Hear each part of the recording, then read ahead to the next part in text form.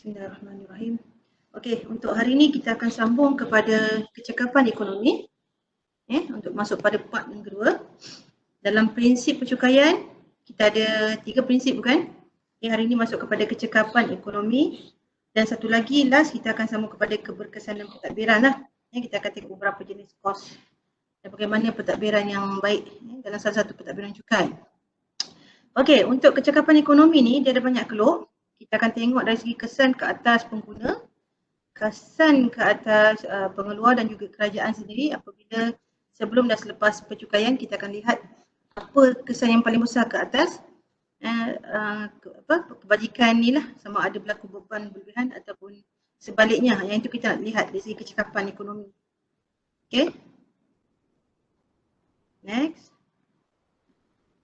Yang ini sebenarnya kita dah sambung hari tu, tapi kita ulang sikit lagi. Kita nak tengok dari segi kecekapan ekonomi ni, selalunya cukai ni akan memberi kesan sama ada positif dan juga negatif lah. Negatif selalunya akan dirasai oleh pembayar cukai.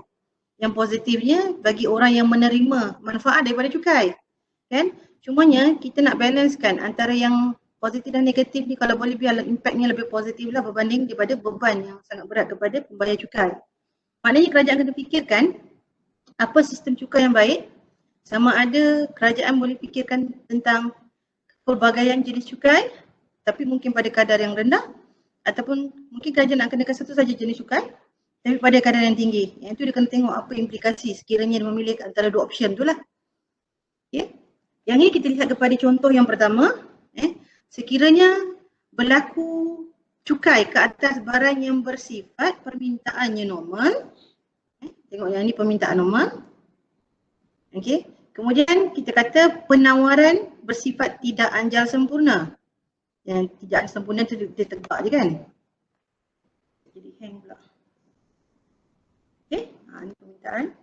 Yang ini adalah keluk penawaran yang dia tegak je kan. Yang ini adalah keluk penawaran tidak anjal sempurna. Saya tukar kepada saya punya point. Okey, pointer. Pointer ini. Yang ini bersifat tidak anjal sempurna. Okey. Penawarannya, apakah barang yang bersifat tidak anjal sempurna dari segi penawaran? Maknanya pengeluar akan mengeluarkan kuantiti yang sama, dia tidak boleh mengubah kuantiti, tetapi dari segi harga tu mungkin akan berubah lah. Yang itu bergantung kepada harga di pasaran.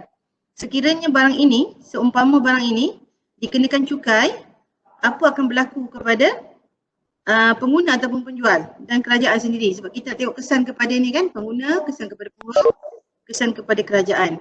Okey, maknanya kalau bagi barang ini contohnya, contoh barang ni seperti apa? Macam kita nak jual tanah, barang antik, barang yang susah dia nak diproduce dalam kuantiti yang banyak, dia sangat limited.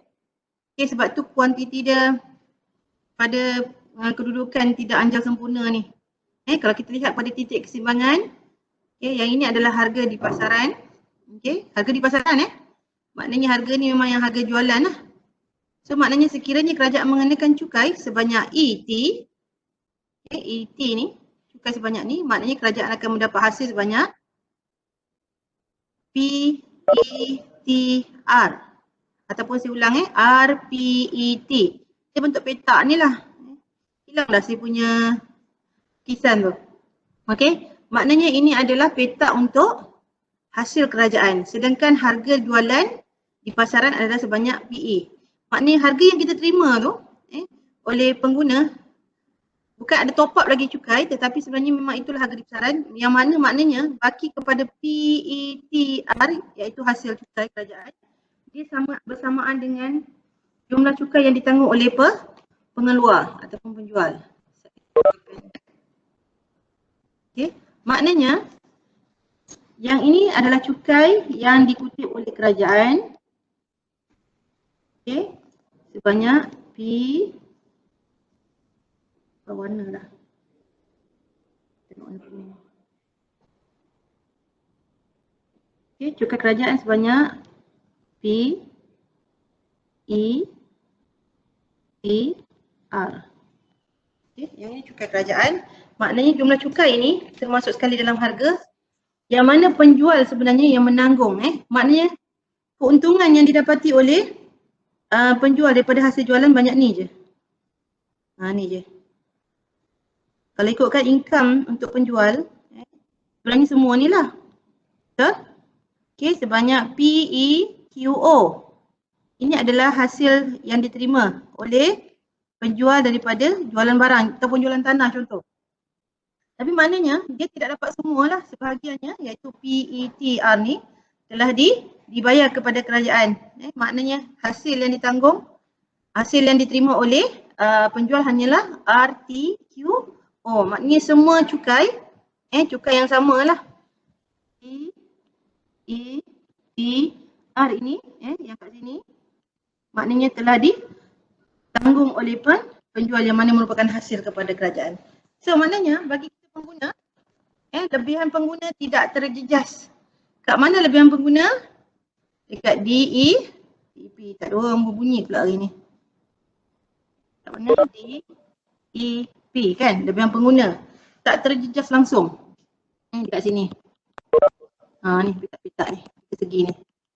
So maknanya bila dengan ada berlaku peningkatan cukai oleh kerajaan terhadap barang yang bersifat normal kepada pembeli tetapi penawarannya bersifat tidak anjal sempurna, maknanya bila keluk yang tidak anjal itu dimiliki oleh S lah yang akan tanggung. Nanti kita tengok ke depan kalau kalau keluk permintaan kita pula yang bersifat tidak anjal sempurna, maknanya semua cukai akan ditanggung oleh pengguna. Dia kena tengok siapa yang memegang keluk tidak anjal sempurna tu.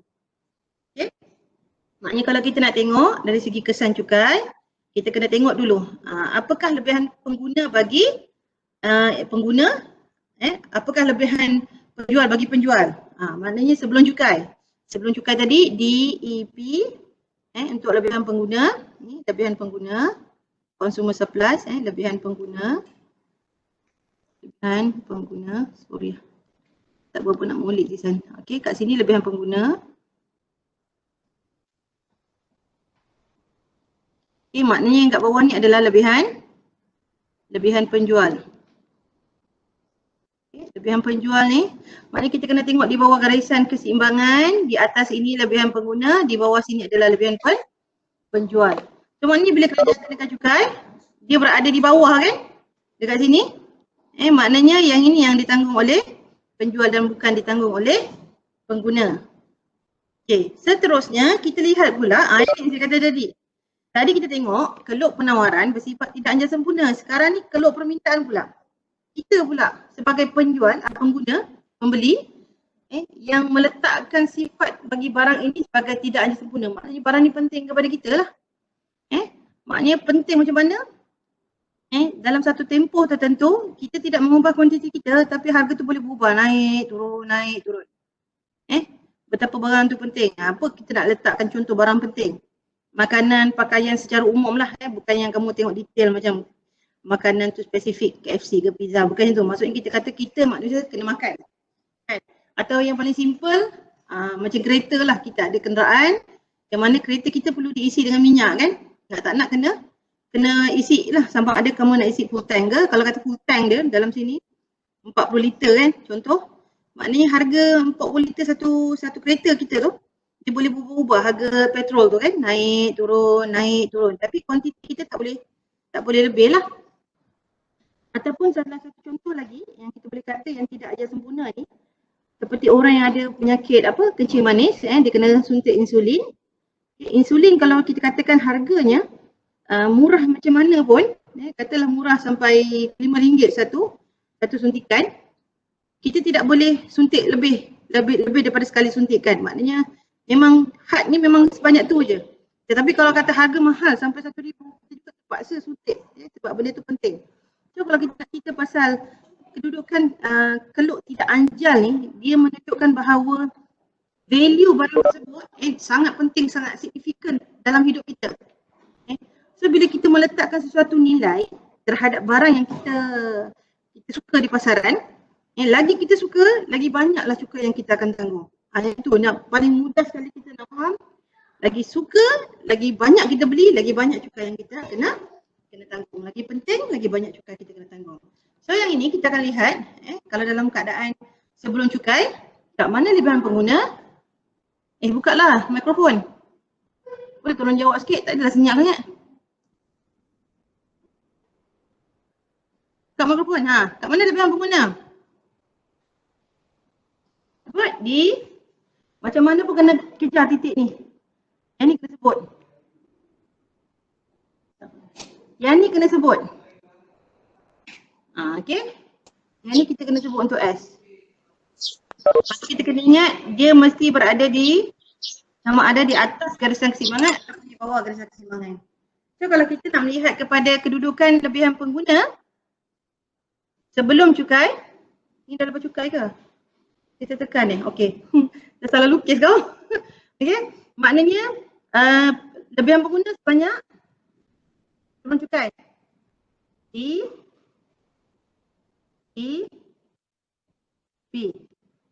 Inilah dia. Ni punya besar lebihan pengguna kita. Sampai atas. Kenapa sampai atas? Sebab ini dah macam infinity dah. Dia punya had. Kita tak limitkan langsung kemampuan kita nak membeli barang ni. Maknanya dia sangat penting. Kita tak berkira lah senang cerita. Tak ada batasan harga. Kita tak ada letak satu-satu benchmark untuk harga tertentu. Maknanya benda ni memang penting. Mahal ke murah ke tetap kena beli. So maknanya kita kata yang ini adalah lebihan pengguna di P. Okay. Kemudian lebihan pengeluar dekat mana? Kita ambil warna biru. Lebihan pengeluar dekat sini. Sebab ni penawaran kan? Ni garisan kelab penawaran, maknanya lebihan pengeluar di sini. Okay. Kat mana dia? P, E, S. Hasil kerajaan ada tak? Sebab ini sebelum cukai. Hasil kerajaan kau tak ada lah. Hasil kerajaan tak ada. Okay. Next. Dengan kalut yang sama. Sekiranya kerajaan mengenakan cukai. Okay. Sebanyak I1. Mana I1? I1 banyak ni. Yang ini adalah peningkatan cukai. Yang mana S1 adalah dengan cukai. Ni plus dengan T lah, ni tax. So this one is tax. Okay. Makanya akan ada harga yang baru. Harga keseimbangan baru pada P1. Okay. Dulu P dan naik kepada P1. Okay. Bila kita lihat macam ni tadi, kalau kita nak bandingkan lebihan pengguna kita yang DEP dengan penawaran baru yang dengan cukai, dia sebenarnya telah mengecilkan kita punya lebihan pengguna. Kat mana lebihan pengguna baru selepas cukai? Bunyi ayat. Dekat D, E1, P1. D, E1, P1. Nota dah ada kan? Tak lukis je lah. Okay, D, E1, P1. Nampak D dengan P sama. D, E1, P1. Maknanya kat sini lah. Okay, ini adalah lebihan pengguna yang baru selepas cukai. Okay, kat mana lebihan pengeluar? Kalau kita tengok dia punya garisan keseimbangan dah bertukar kan? Dekat sini. Garisan keseimbangan yang baru di sini. Maknanya ingat saya kata atas adalah lebihan pengguna, bawahnya adalah lebihan pengeluar. So kat mana? Kat mana Atira? Kuasa 1. PES kuasa 1. Okey, ambil sini Sini boleh. Dan di sini pun sama juga. Sama je dia punya kedudukan. Maknanya tak menjejaskan lebihan pengeluar. Kamu boleh jawab P, E, S ataupun P1, E1, S1. Dua-dua pun betul. Okey? Sebab dia tak menjejaskan langsung lebihan kepada pengeluar. So kat mana hasil kerajaan? Bila kerajaan menggunakan cukai sebanyak E1, bermakna kita punya hasil cukai sebanyak, siapa nak sebut?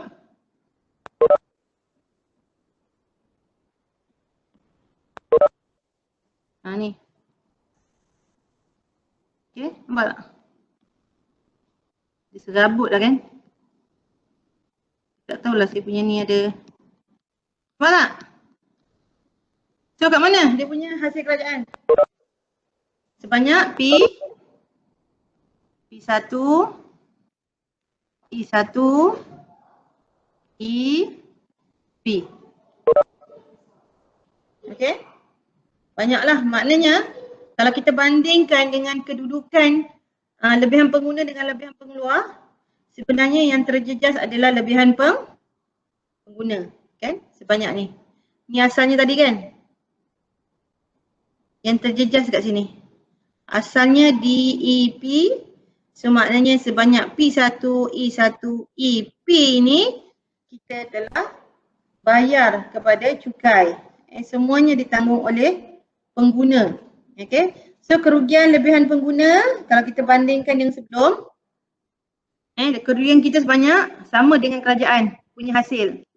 P1, E1, EP.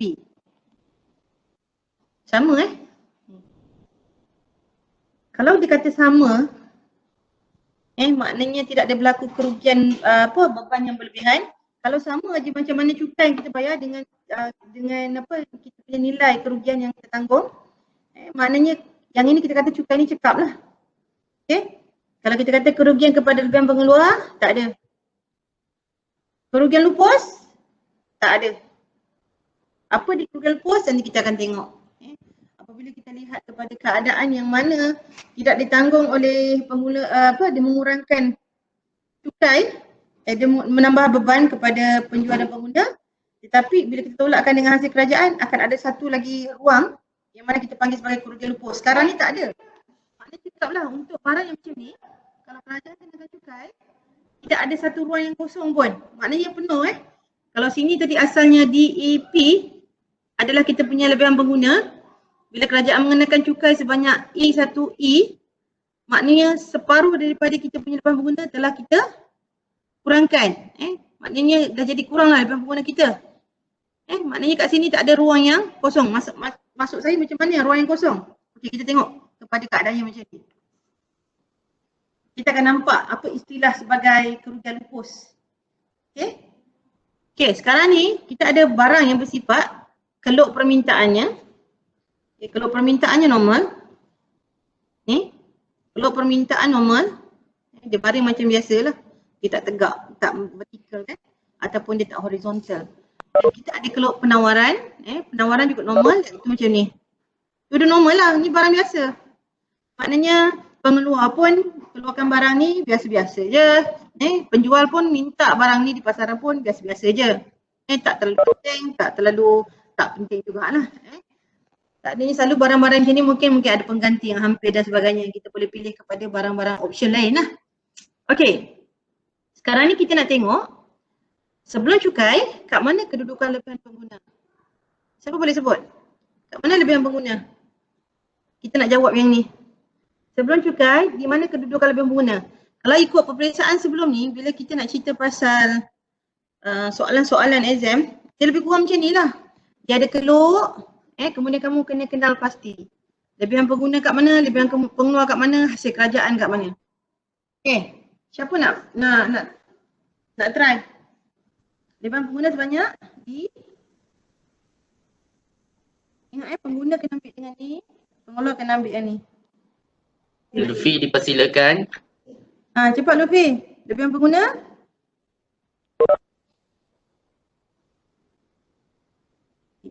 Siapa? Fatia. Fatia ni dia buat chat aja. Saya ambil jawapan Fatia lah. P ataupun D, E, P. Kat mana? Kat sini. Apa maksud lebihan pengguna? Dia adalah perbandingan di antara harga yang sanggup kita bayar, ni paling maksimum harga yang sanggup kita bayar, berbanding dengan harga di pasaran. So yang ini adalah perbezaannya. Perbandingan di antara harga yang sanggup kita bayar, ni harga yang kita sanggup bayar, maksimum kan? Berbanding dengan harga di pasaran. Lagi besar jurang ini, lagi besarlah lebihan pengguna. Kalau sampai paras ini kita punya harga di pasaran, maknanya kecil inilah kita punya lebihan pengguna yang tinggal. Okay. Semakin murah, semakin besar lebihan pengguna. Semakin mahal harga, semakin kecil lah kita punya lebihan pengguna. Faham tak Lutfi? Faham ke tidak? Macam mana nak tengok? First kita nak tengok lebihan pengguna, kita kena tengok garis keseimbangan. Titik keseimbangan sini kan, ni harga keseimbangan. Ni keseimbangan, ini harga keseimbangan. Maknanya di atas cari titik D yang itu adalah lebihan pengguna. Di bawah cari titik S itu adalah lebihan pengeluar. Okay, maknanya kalau kita kata sebelum cukai ni, kat mana lebihan pengeluar? Siapa nak jawab? Chat pun tak apa kalau tak nak jawab ni. Kalau tak nak jawab secara voice. Lebihan pengeluar kat mana? Fatia lagi. PSOE. Okay. P. Nampak tak warna purple ni? Takut dia ni sangat ni. Kita ambil warna putih lah. Okay. P. SOE. Kat mana? Dekat sini. Yang ni adalah lebihan pengeluar. Hari ni internet slow Okay, yang ini adalah lebihan pengeluar. Yang ini adalah lebihan pengguna. Okay, di mana hasil kerajaan? Dia pun kata dah sebelum cukai tak adalah hasil kerajaan, kosong. Tak bolehlah sebut kosong kan, nanti ada nilai ni pula. Kita jawablah tiada ke ataupun nak selamat ikut macam ni. Okay. Boleh saya teruskan? Faham ke tak faham? Lutfi angguk. Angguk atau geleng? Okay. Yang ini soalan wajib. Biasanya dia akan tanya lebihan pengguna, mana lebihan pengeluar dengan kerajaan. Sebab kita nak tengok kesan kepada tiga individu kan? Okay. Pengguna, pengeluar, kerajaan. Okay. Selepas cukai, kita andaikan kerajaan nak kutip cukai sebab banyak CE. C tak nampak lagi kat mana C. Okay. Di mana C? Kat situ. Okay. Maknanya sini adalah kedudukan cukai kerajaan. Ni adalah tax. Sebab tu nama dia T nanti. Ini adalah tax. Sebanyak CE1. So, kalau kita tengok tadi lebihan pengguna DEP. Okay. DEP pengguna yang asal. Lebihan pengeluar PES kosong. Sekarang ni kita nak tengok lebihan pengguna selepas cukai. Okay. Maknanya akan ada harga yang baru pada titik keseimbangan yang baru dekat E1. Dah banyak dah keluk dia. Confused? Selalu keluk ni paling popular yang kerap masuk soalan peperiksaan, keluk ni lah dia. Sebab dekat sini akan berlaku ketidakkecekapan dalam percukaian. Maknanya bagi barang-barang yang biasa-biasa ni, yang bersifat normal permintaannya, bersifat normal penawarannya, mungkin akan ada berlaku kita panggil sebagai kerugian lupus, beban berlebihan, ataupun kerugian kebajikan, kehilangan kerugian kebajikan. Maknanya dia akan ada 3 nama ni. Okay, kita akan tengok satu persatu. Okay, apa akan jadi kepada pengguna selepas kerajaan mengenakan cukai? Di mana lebihan pengguna selepas cukai? Saya nak jawab soalan ni. DE1 P1. Terima kasih. Hus ke has ke? Hus Okey, jawapan dia dekat sini. Ini adalah lebihan pengguna yang baru. Sebab apa? Kita mengambil kira garisan keseimbangan yang baru. Okey, jawapannya di E1 P1. Okey. Dekat mana lebihan pengeluar yang baru?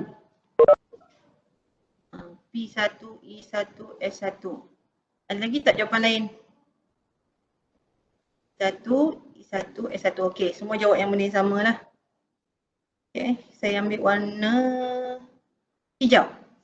Maknanya lebihan pengeluar adalah di sini. Okey. Ataupun you boleh ambil dekat sini. Ini adalah lebihan pengeluar. Lebihan pengeluar P1, S1 E1 ataupun P0 S0 C. Maknanya dua-dua boleh timbang. Okey, di mana hasil kerajaan? Di mana hasil kerajaan? P1 E1 POC. Okey, betul. Kita nak ambil warna apa? Warna merah. Okey. P1 E1, dia tak boleh sebut P1 E1 P0C, dia kena sebut P1 E1 C P0 ataupun P0 T E1 P. Mana dia? Ni petaknya. Ni petak dia. Okey, kalau kita lorekkan kat sini, yang inilah hasil kerajaan akibat daripada bayaran cukai. Okey. Kan? Kalau kita bandingkan lebihan pengguna dengan penjual yang pada asalnya, saya ambil garisan kuning Tak, kita tulis dulu. P1 E1 C P0. Ini adalah hasil kerajaan. Okey. Nampak tak ada yang tertinggal dekat sini?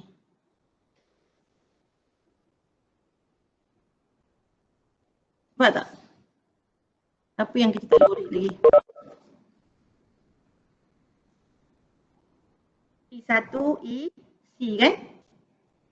Betul tak?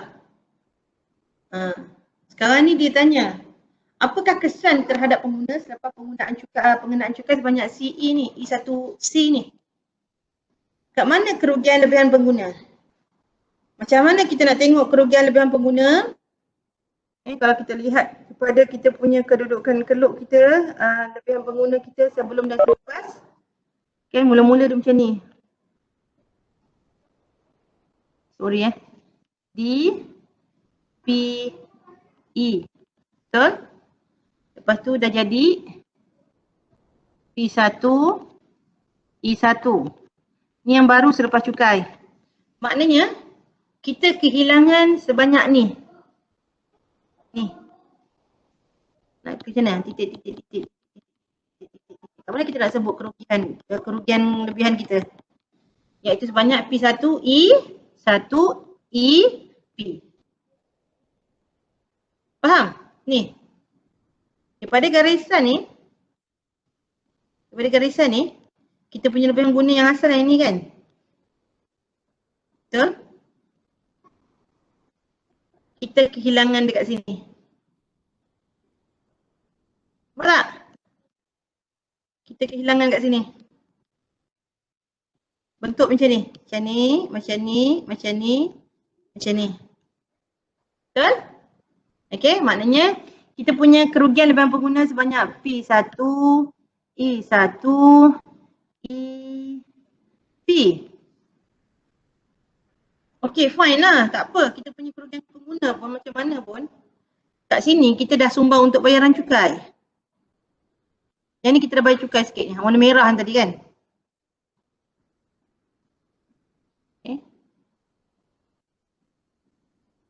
Okay. Kita dah bayar cukai kat sini tadi. So jawapan kita kat sini, lebihan pengguna yang kita rugi adalah sebanyak buat set P. Sunyilah hari ni. Sendu sebab cuaca sejuk ke? P1, E1, E, P. Yang ni kehilangan kebajikan kita bagi pengguna. Kedudukan P1, E, P. Serabut ke tengok keluk macam ni? Lebih kurang memang serabut lah. Okey, kita baru tengok pengguna. Penjual pula macam mana? Penjual, okey, sekarang kita tengok kedudukan PES0. PES0. Saya ambil warna biru. Okey, kita lihat kedudukan ni pula. Okey. PES0. Kalau kita tengok lebihan pengguna kita yang pertama adalah dekat Alah, pen ni tak nampak. Kita nak tukar pen color. Okey. Maknanya lebihan pengguna kita dekat sini. Lebihan pengeluar, sini. Betul tak? Macam ni lah lebih kurang. P S0. Okey. Apabila cukai dikenakan dekat sini kan. Sini tinggal 4P0. Sini C. Maknanya cukai yang telah dibayar sebanyak ni. Ni cukai. Sekarang ni kita punya lebihan pengguna yang tinggal adalah di sini saja. Okey. Kat mana kehilangan cukai oleh pengeluar sebanyak ni. Sana kalau boleh. Saat ni kalau delete ni dia padam semua. Ambil warna biru. Okey. Lebihan pengeluar sebanyak ni. Perasan tak? Yang hilang. PEC P0. PEC P0. Kan petak ni. Ni. Kalau kita transfer jadi macam ni ya. Okay.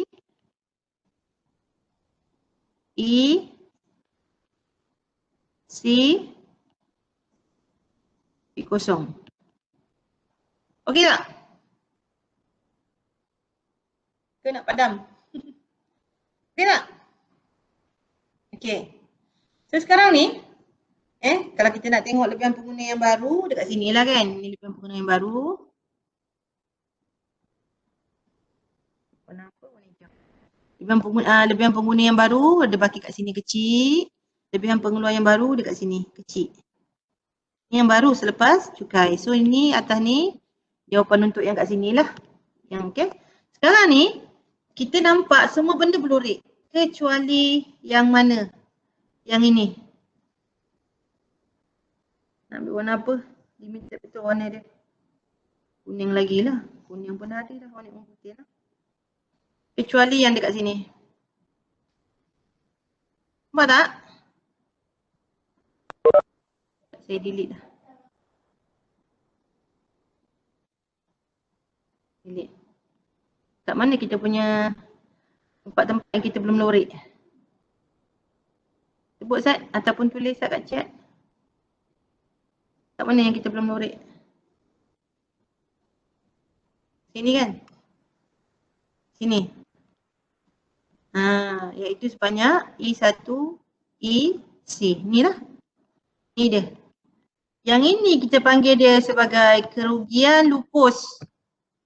Daripada cukai, dia mengurangkan lebihan pengguna, dia mengurangkan lebihan pengeluar. Tapi sumbangan kita sebagai pengguna dengan pengeluar, dari segi bayar cukai banyak ni.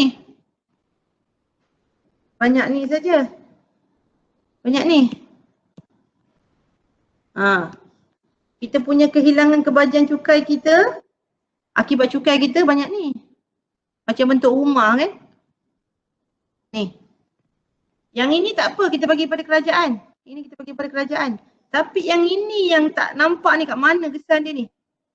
Yang ini kita punya feeling ni yang kita tanggung ni. Akibat daripada cukai, sebanyak E1, E-C ni, saya tak tahu kita nak ngadu kat siapa. Kita cuma rasa tak best, kita akan mengalami keadaan yang apa? Mungkin dari segi cukai tu, kesannya macam kita terpaksa pindah kepada barang pengganti yang nombor 2. Yang mana dia punya keberkesanan barang yang baru ni tak sama macam feel barang yang kita suka. Yang ini yang kita panggil sebagai kerugian lupus. Yang mana kalau berlaku kerugian lupus ataupun beban berlebihan ataupun kehilangan kebajikan, yang ini kita panggil sebagai berlaku ketidakkecekapan dalam sistem percukaian kita. Iaitu sebanyak E1, E-C. Okey. Saya harap semua orang boleh kenal pasti kat mana dia lebihan pengguna, kat mana dia lebihan pengeluar, kat mana lebihan pengguna selepas cukai, kat mana lebihan pengeluar selepas cukai, kat mana dia hasil kerajaan, dan di mana kerugian lupus. Kat situ saya sebut ada berapa? 5 kan? 1, 2, 3, 4, 5, ada 6. Kat situ saja 6 markah. Lebihan pengguna ada 2, lebihan pengguna sebelum dan selepas. Lebihan pengguna pun ada 2, 4 dah. Sebelum dan selepas. Hasil kerajaan, kerugian lupus. Kat situ saja you plotkan dia punya point urut-urut ni macam ni, you akan dapat 6 markah dah. Yang ini soalan yang paling popular selalu. Saya tak tahulah saya nak kena buat soalan. Soalan untuk peperiksaan ni dah kena buat dah, nak kena submit 1 Julai.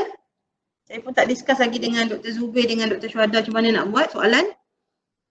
Kalau kita boleh keluarkan dalam bentuk macam ni, student senang nak jawab, kami pun senang nak marking.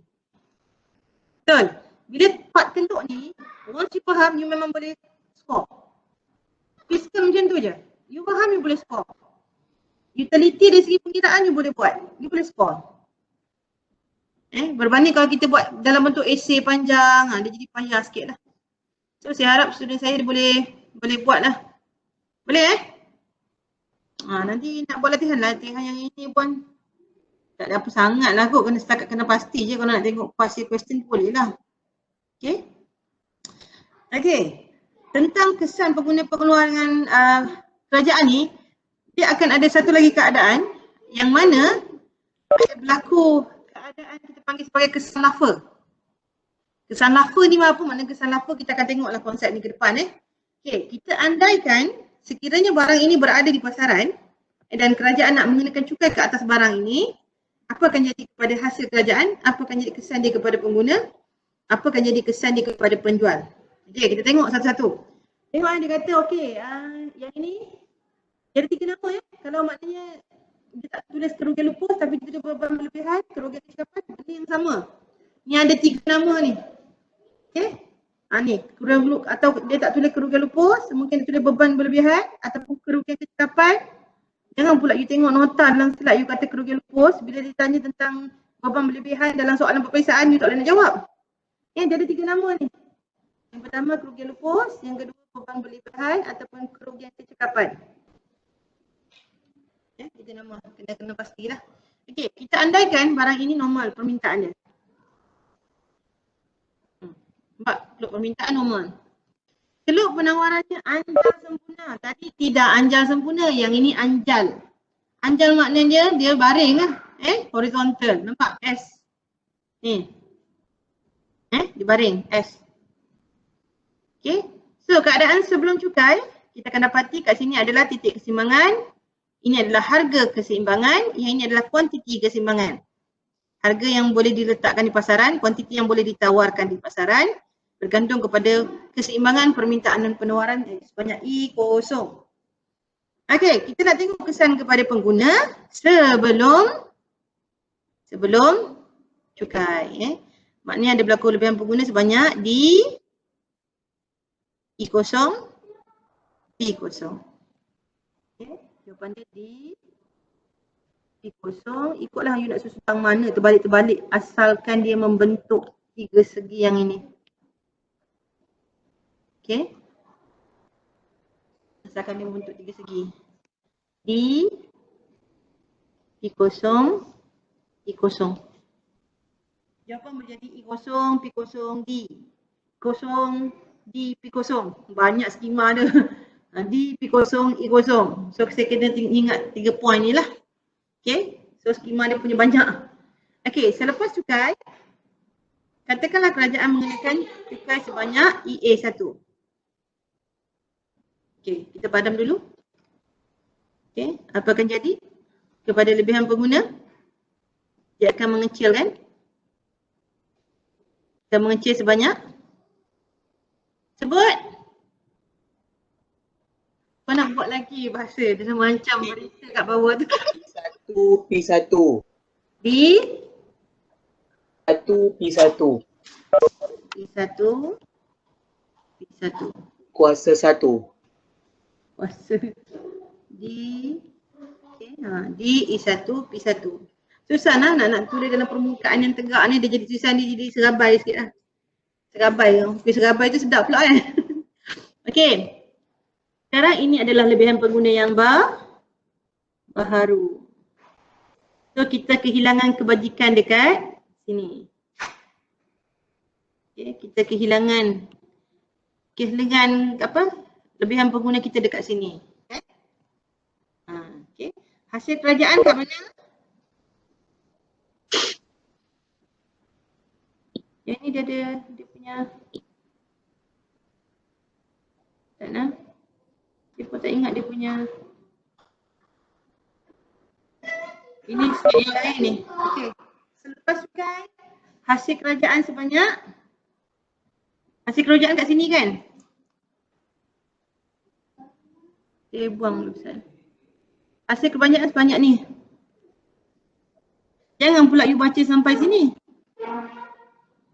Sebab yang dia sebut hasil kerajaan, peningkatan tu berlaku kat sini je. Sini je. Maknanya dengan cukai ni. Daripada sini ke sini. So ini adalah hasil kerajaan. Ini adalah teks. Okay. Faham?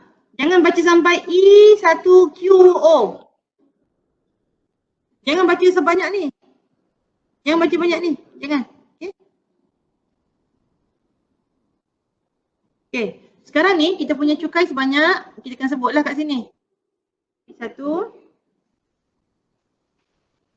Okay. P1. Sebut lebih.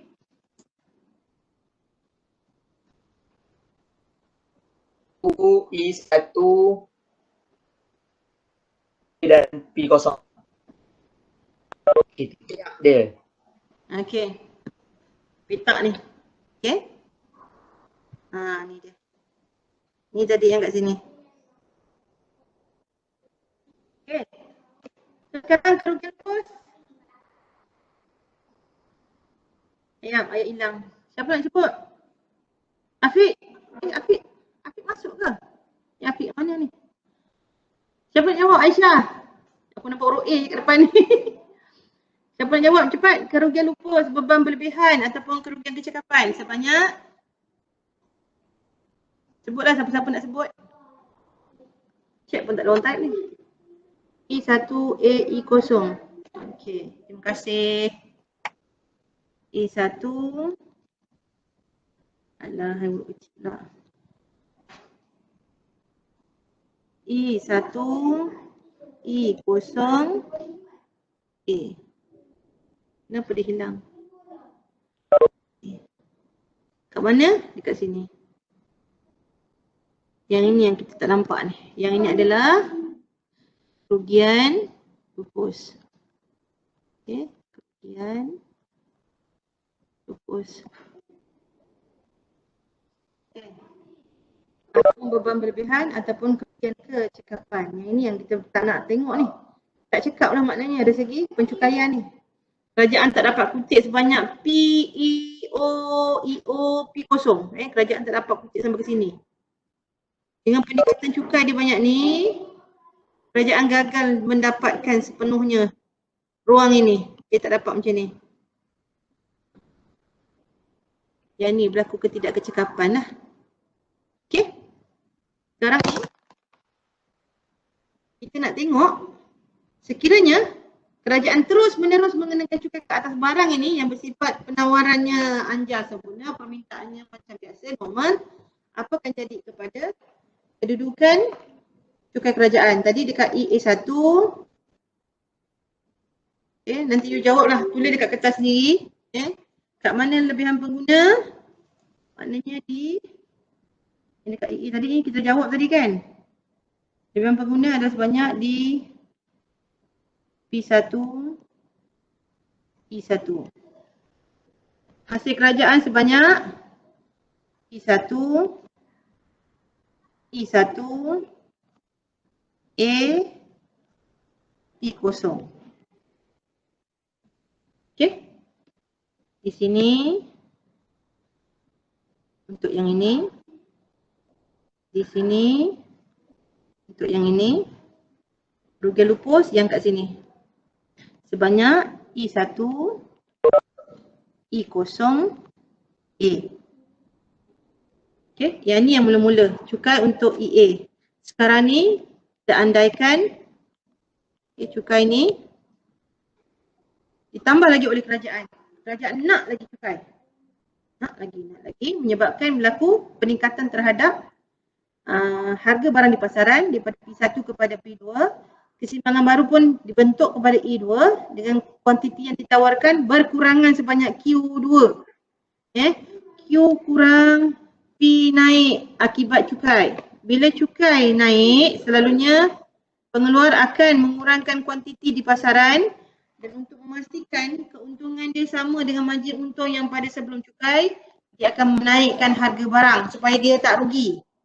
Okay, tapi kita nak tengok sebenarnya cukai ni kesan dia kepada siapa? Okay, kalau kita tengok kepada kerajaan, hasil kerajaan apabila cukai dinaikkan sebanyak EB, banyak ni,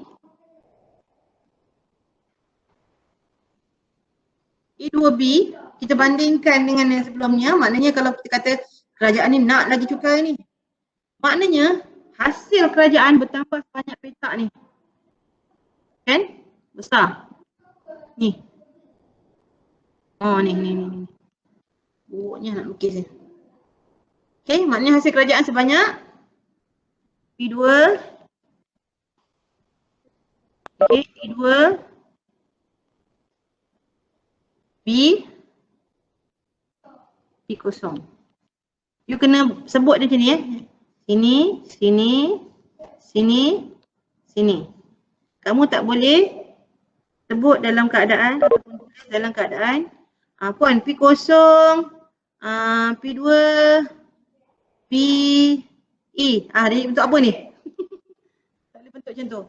Okay. Dia kena sebut ikut urutan ni. P2, P kosong, B, E2. So dia akan membentuk 4 segi ni. So ini adalah hasil kerajaan. Kat mana lebihan pengguna? Dekat atas ni. Okay, kita delete lagi. Nampak comot. Kat mana lebihan pengguna? Lebihan pengguna dekat. Sebut di. Okay, terima kasih. Di E2. Okay, P2. Yang ni lah. Okay. Hasil kerajaan makin besar, lebihan pengguna makin kecil. Katalah kerajaan nak lagi terus menerus menengahkan cukai. Okey, Sat, kerugian lupus banyak kat sini. Besar kan kerugian lupus? Sebab tadi sini hasil kerajaan. Ini kerugian yang ditanggung oleh pengguna. Tapi di sini adalah hasil kerajaan. So kerugian lupus adalah sebanyak. Kat mana? E2. E2, E0. B. Betul. Okay, kalau saya padam, you boleh nampak. Okay, E2, E0, B. E2, E0, B. So, ni bentuk dia. Ni adalah kerugian lupus yang kita panggil. Okay. Benda yang sama jugalah. Okay, next. Kerajaan mengenakan cukai sebanyak E3C. E3C naik lagi cukai. E3C. Kita tengok makin naik cukai, harga makin naik, kuantiti yang ditawarkan di pasaran semakin berkurangan kepada Q3 menyebabkan lebihan pengguna semakin kecil, iaitu Kuasa 3. di E3, P3. Tak saya macam tu. Ataupun P3. Kita nak ambil D semua dulu biar nanti kan confuse pula. Okey, D, P3, E, 3. Okey.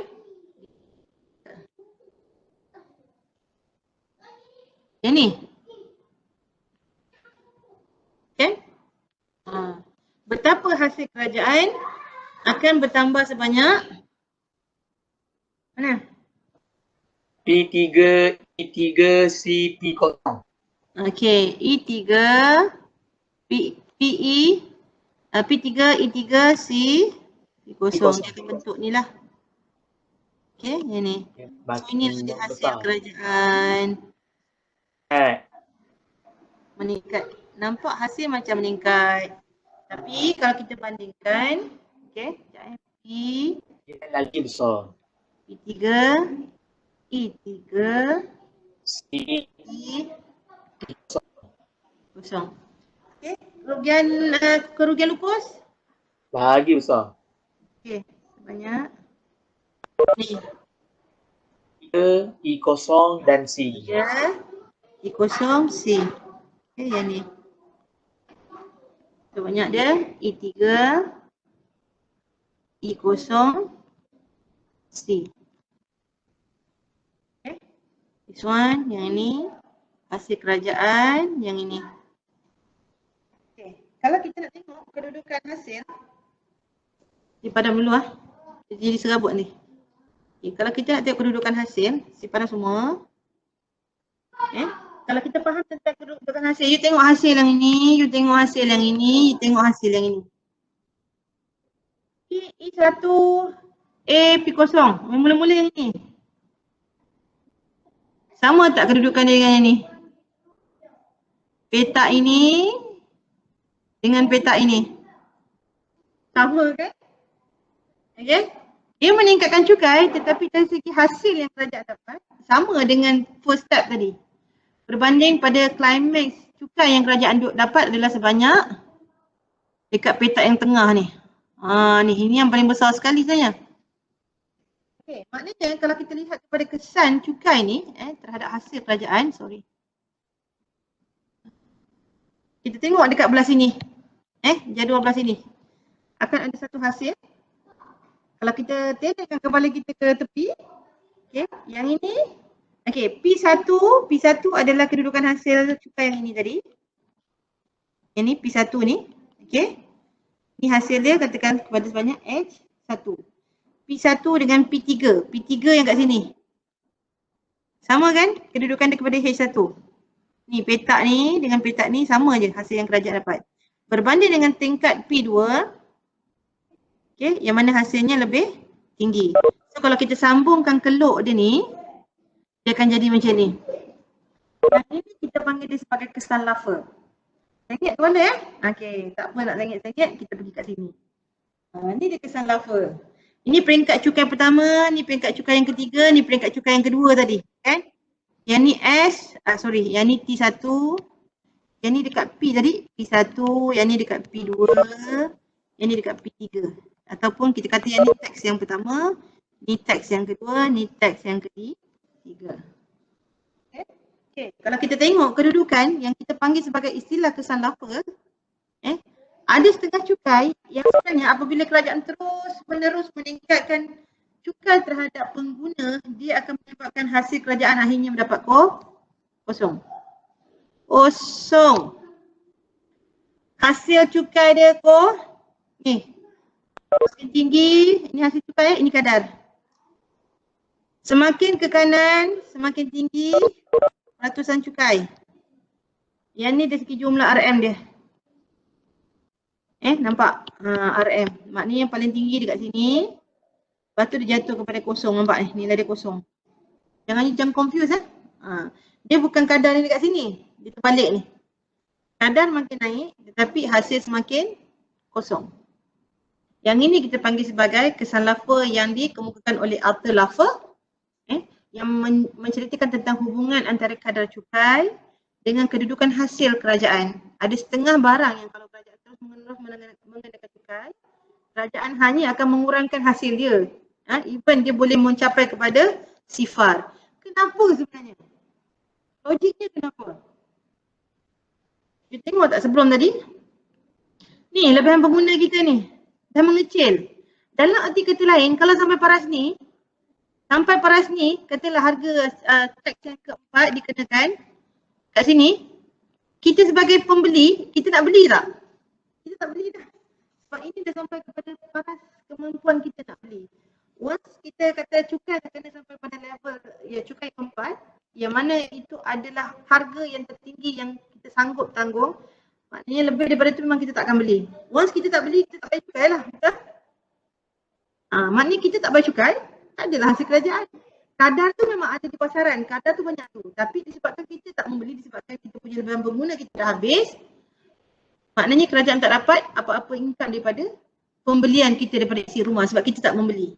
Okey, faham kenapa dia jadi macam tu? So maknanya kalau nak jumpa barang macam ni, dia biasanya penawaran tu lah. Dari segi permintaan kita normal dia, penawaran itu macam mana yang bersifat dia anjal. Kalau ikutkan dari segi anjal penawaran ini, barang-barang apa? Barang-barang dalam pasaran persaingan sempurna. Barang yang banyak dari segi penggantinya, macam sifat-sifat persaingan sempurna lah. Okay, yang itu kita nak cerita tentang. Kita dah nampak tadi kat mana kedudukan kerugian lupus, dekat belah-belah tepi ni tadi semua ni. Okay, yang kat sini semua ni, yang ni adalah kerugian lupus.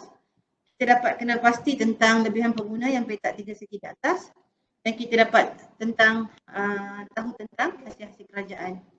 Okay, yang ini akhirnya akan menyebabkan berlaku kesan lava. Kalau tanya apa itu kesan lava adalah bercerita tentang hubungan antara kadar cukai dan juga hasil yang dikutip oleh kerajaan, yang mana hasil ini akan semakin sedikit dan boleh mencapai kepada standar sifar apabila berlaku pada peningkatan ni, kadar cukai ni.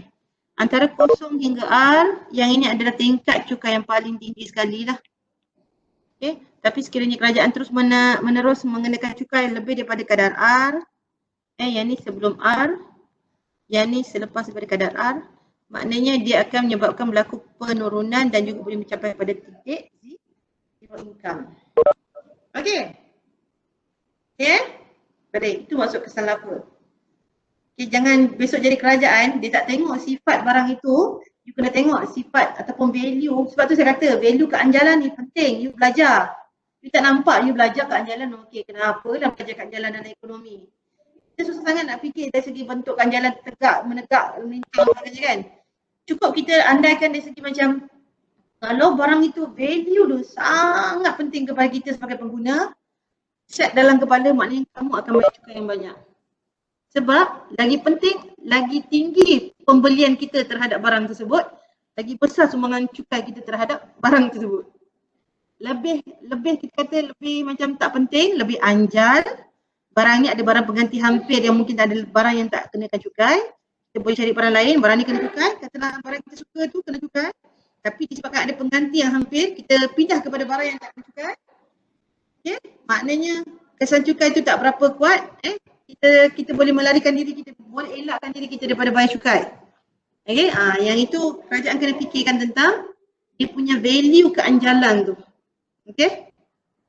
So, apa yang kita dapat simpulkan daripada kita punya topik tadi? Ni macam saya kata tadi lah, kerajaan perlu fikirkan tentang kesan cukai ke atas pengguna dan juga penjual. Okay, kesan ke atas pengguna dan penjual untuk mengurangkan kesan negatif.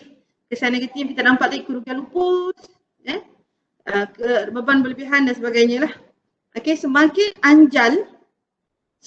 anjal, maka berlaku ketidakcekapan yang besar dalam ekonomi. Berlaku ketidakcekapan yang paling besar dalam ekonomi.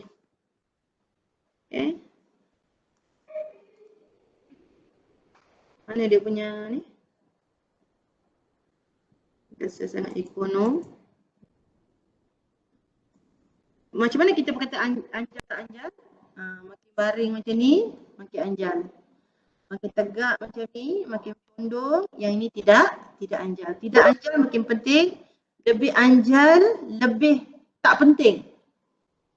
Lebih landai, lebih kita punya feeling towards this goods memang macam tak beli pun tak apa.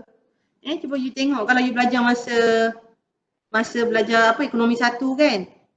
Yang kita kata konsep anjal tak anjal. Katakanlah kalau permintaan anjal D kan ni.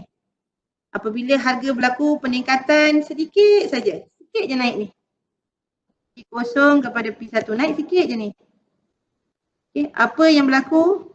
Kuantiti 0 kepada Q1. Terus kita tak nak beli barang ni. So kita punya feeling towards this goods maknanya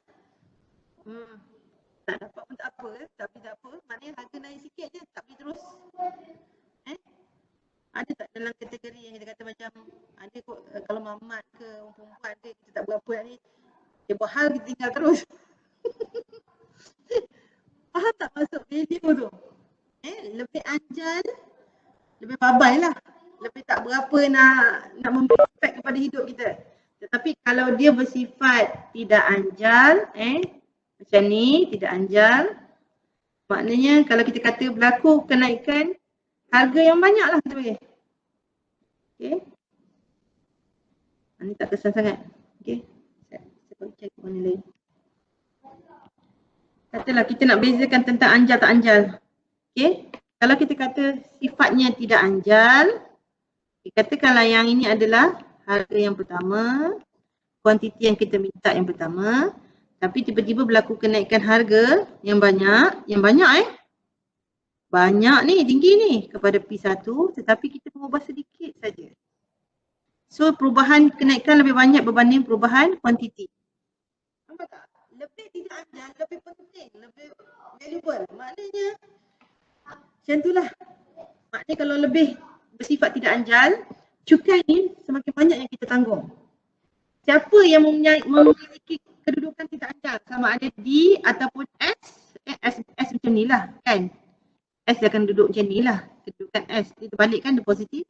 Maknanya ataupun dia semakin tegak macam ni, ataupun D dia tegak terus macam ni. Bermakna kalau kita kata sifat yang macam ni, dia ada dua keadaan. Yang ini pengguna akan tanggung teks yang banyak. Yang ini penawar ataupun pengeluar akan menanggung teks yang banyak. Faham? Bergantung kepada you punya value terhadap barang tu. Kalau dua-dua biasa-biasa dia akan jadi macam ni. Dia kata S pun landai. Okay, ni pun landai. Itu beza dia dari segi manfaat you belajar tentang elasticity, keanjalan. Sebab kita nak lihat bagaimana kesan dia dalam bentuk cukai dan bagaimana kesan terhadap subsidi. Kalau kata kerajaan beri subsidi, macam ni kan. Kalau kita tukarkan cukai kepada subsidi, katalah barang ini bersifat tidak anjal bagi pengguna, maknanya subsidi ni kalau kerajaan beri terhadap barang ni, kita pengguna yang akan menikmati. Tapi kalau yang bersifat anjal, tidak anjal terhadap penawaran, kalau kerajaan mengenakan subsidi, memberi subsidi, maknanya pengeluar yang akan dapat subsidi. So tengok dia punya keywords terhadap S ataupun D, kedudukan anjal tak anjal tu. Okay, saya nak you simpan dia punya conclusion ni. Semakin tidak anjal sama ada kepada S atau kepada D, maknanya dari segi beban cukai tu semakin tinggi akan ditanggungkan oleh S ataupun D. Okay. Semakin anjal macam ni, semakin tidak anjal, kita dah tengok tadi kan kalau telur tu tegak, tidak ada berlaku kerugian lupus. Betul? Semakin anjal, semakin baring macam ni, dia akan ada hujung-hujung ni, sisi-sisi hujung ni. Dia akan ada kerugian percakapan. Okay. So selalunya kalau untuk barang-barang yang penting, yang tidak anjal ini, kalau kerajaan kenakan cukai, dia akan cekap lah. Cumanya dia akan memberi beban yang sangat ketara, sama ada dari pihak penjual ataupun dari pihak pembeli. Dia bukan ditanggung oleh dua-dua tapi salah seorang. Soalan ni kalau ikut dalam ekonomi dia pernah keluar lah, dia jadi soalan tu nampak susah, tapi kalau you faham tentang konsep keanjalan ni, dia pusingkan mana pun you boleh jawab insyaAllah. Asalkan you faham tentang value nilai anjal tak anjal, you tahu kedudukan dia tegak ke atau berbaring. Okay? Saya harap you dapat sesuatu daripada ni, ulang kaji yang dulu juga. Hari ni kita belajar tentang kecekapan ekonomi, bagaimana cukai itu tak semuanya ditanggung oleh pengguna dan penjual, tetapi akan berlaku kerugian kecekapan bagi yang bersifat anjal. Okay, yang itu kita kenakan fikirkanlah, maknanya tak semua barang yang kita kenakan cukai itu akan cekap dari segi ekonomi. Last kali adalah keberkesanan pentadbiran. Yang ini saya tak tahu macam mana pelajar cuba apply dalam bentuk tugasan yang kedua, betul kan? Kita part yang kedua, tugasan kedua, kita cerita tentang kajian cukai terpilih. Kita analisis tentang definisi cukai, tujuan cukai, klasifikasi cukai dari segi asas, dari segi kadar ataupun struktur, dari segi trend dia, dan dari segi prinsip yang pertama iaitu prinsip apa? Equity. Kan? Macam mana equity tu kamu cerita? Dia mencapai sama ada menekat ataupun melintang. Cari satu contoh, kalau you kata you buat GST, katakanlah di negara India tu GST bagi barang apa? Pakaian 10%, katalah maknanya 10% itu tanpa mengira latar belakang ekonomi pun dikenakan kepada orang kaya ke, orang miskin ke, sama saja 10%, maknanya membayar cukai yang sama pada membayar kadar yang sama, kita kata dia sebagai equity melintang. Tapi kalau kamu nak merujuk kepada bayaran cukai yang ada beza-beza bertingkat-tingkat, kamu boleh refer dia sebagai cukai mencapai pada equity menegak. Okey, satu lagi yang boleh analisis adalah keberkesanan pentadbiran. Tapi bila kita nak cerita pasal keberkesanan pentadbiran, kamu kena analisis siapa yang mentadbir cukai. Sama ada dalam perspektif custom ataupun perspektif lembaga hasil lah. Revenue board. Maknanya you kena tengok bidang kuasa cukai langsung juga tak langsung. Kalau kita kata kita buat pasal SST, GST, maknanya custom lah kan. You kena cari maklumat tentang custom. Maknanya dari segi berapa bilangan kaki tangan, berapa staf yang digajikan, berapa kutipan dia. Sebab kat situ kita akan tengok dari segi keberkesanan pentadbiran.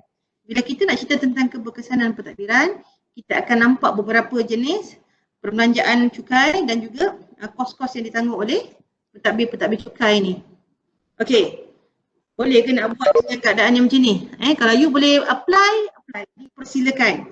Okey, untuk prinsip yang kedua tadi yang saya kata sebagai kecekapan ekonomi, mungkin saya rasa susah sikit student nak faham dari segi bagaimana cukai itu memberi kesan kepada pengguna ataupun ni. Kalau you boleh apply dari segi kedudukan penawaran terhadap permintaan, itu nak apply boleh buat, teruskanlah. Tapi kebanyakan pelajar dia gagal untuk nak apply dalam bentuk keluk-keluk yang kita belajar tadi, keluk natural ke, keluk yang ada kedudukan tidak anjal sempurna, keluk yang bersifat penawaran anjal sempurna, yang itu kita susah sikit nak apply lah. Yang kita nak tunjuk lebihan beban cukai, kerugian lupus dan sebagainya. Kalau you boleh faham, you ada satu contoh yang you boleh tunjuk, dipersilakan. Mana nak tahu kan, tengok ada kajian tentang GST dari segi value keanjalan. Kajian individu ni menunjukkan barang yang dikenakan GST sifatnya bersifat tidak anjal sempurna terhadap pengguna. Contoh, kalau you kata nampak dah istilah macam tu, you kodekan perkataan tidak anjal sempurna. Dengan lukis keluk tadi, you boleh cakap sekiranya cukai ini dikenakan ke atas pengguna, maknanya berlaku kecekapan ekonomi, tetapi beban itu semuanya ditanggung oleh pengguna. GST itu semua ditanggung oleh pengguna. Kalau ada kajian lah yang mengatakan memang dia buat kajian tentang value elasticity. Ada ya dengan kajian ekonomi dia memang ada. Okey, dia kaji tentang beras. Okey, dia kaji tentang, kan kita tengok macam saiz sektor awam kan. Bagaimana barang-barang saiz sektor awam dinilai oleh siapa? Borcherding, kan? Ada kan Borcherding, dia kata yang keluarga Belgium tu, bagaimana dia punya value barang awam itu sebanyak 0.7 kalau tak silap saya, iaitu tidak anjal. Bila kata kita nampak tidak anjal, kita boleh lukis keluk. So maknanya kat situ kita boleh lukis keluk, kita boleh imagine bagaimana kecekapan ekonomi, kecekapan cukai tadi. You boleh masukkan prinsip yang kedua. Kalau you boleh buat, saya ingat you dapat full mark lah untuk tugasan. Itu je. Tapi kalau you boleh buat dua saja, keberkesanan dan juga equity, pun boleh dapat skor juga. Bukanlah maknanya tak boleh, boleh insyaAllah. Okay, kalau kita nak bercerita tentang keberkesanan pentadbiran cukai, kita ada 3 keluk, yang itu panel yang pertama, panel yang kedua dan panel yang ketiga. Okay, kita andaikan yang bawah ini adalah jumlah unit pentadbiran, maknanya bilangan staf lah. Staf bagi sesuatu pentadbiran cukai. Kita nak merujuk kepada custom ke, kita nak merujuk kepada lembaga hasil ke. Okay, ikutlah mana yang kamu nak kaji. Kalau you kata custom, okay, cuba cari data tentang berapa bilangan staf yang digajikan. Okay, mungkin dia sampai kepada tahap yang dekat sini. Mungkin pada tahap yang dekat sini. Mungkin pada tahap ikutlah. Maknanya, kalau ikut dari segi ekonomi punya ni, sesuatu pentadbiran cukai, dia punya lantikan staff, maknanya kita nak rekrut staff, dia boleh sampai tahap pada 0N saja. Pada tingkat yang mana kos yang akan ditanggung, di-compare dengan hasil kutipan cukai dia, maknanya faedah yang diterima, dia compare kedua-duanya. Kalau kos itu semakin tinggi tetapi kutipan cukai semakin kurang, maknanya dia kena stop lah. Stop pada tingkat yang ni. Macam mana nak buat? Selalunya student dia susah jugalah, tak dapat maklumat. Disebabkan dia tak dapat maklumat, dia tak boleh nak apply benda ni. Yang ini pun jarang-jarang jugalah student boleh gunakan untuk tujuan analisis. Biasanya digunakan equity sajalah. As long as you jawab dalam prinsip, ambil salah satu pun tak apa. Jangan tak buat terus. Tak buat terus memang tak ada markah lah. Kena ambil salah satu, at least equity lah. Okay, maknanya ini panel yang pertama dari segi bagaimana kita nak menentukan jumlah kecukupan bilangan staff kita dari segi nak mentadbir cukai ni. Kita nak tengok orang admin, kita nak tengok pelaksana, maknanya kan ramai kan dia punya unit-unit dia. Kita kena nanti sampai setakat 0N saja. Stop sampai sini. Apabila kos yang semakin meningkat dan faedah semakin kurangan, kita stop sampai sini. Okay, yang kedua dari segi perbandingan dengan kutipan cukai. Dengan bilangan staff tadi sebanyak ON ni, selalunya kita ni memang ada KPI kita. Kita akan ada target. Okay? Anggaran hasil cukai yang mampu mungkin dikutip dalam tahun fiskal ada sebanyak berapa ringgit, berapa juta, berapa bilion. Kalau ada kita nak tengok benda ni kat mana?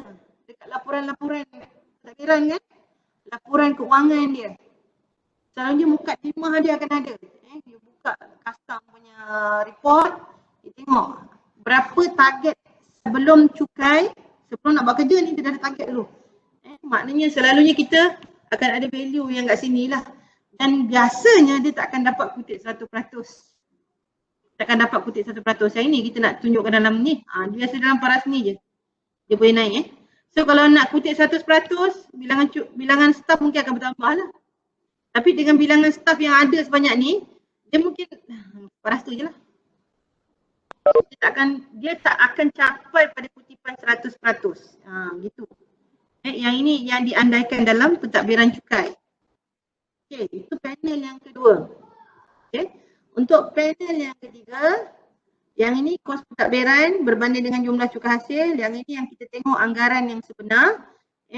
Dari segi jumlah kos, macam kita nak buat report kan.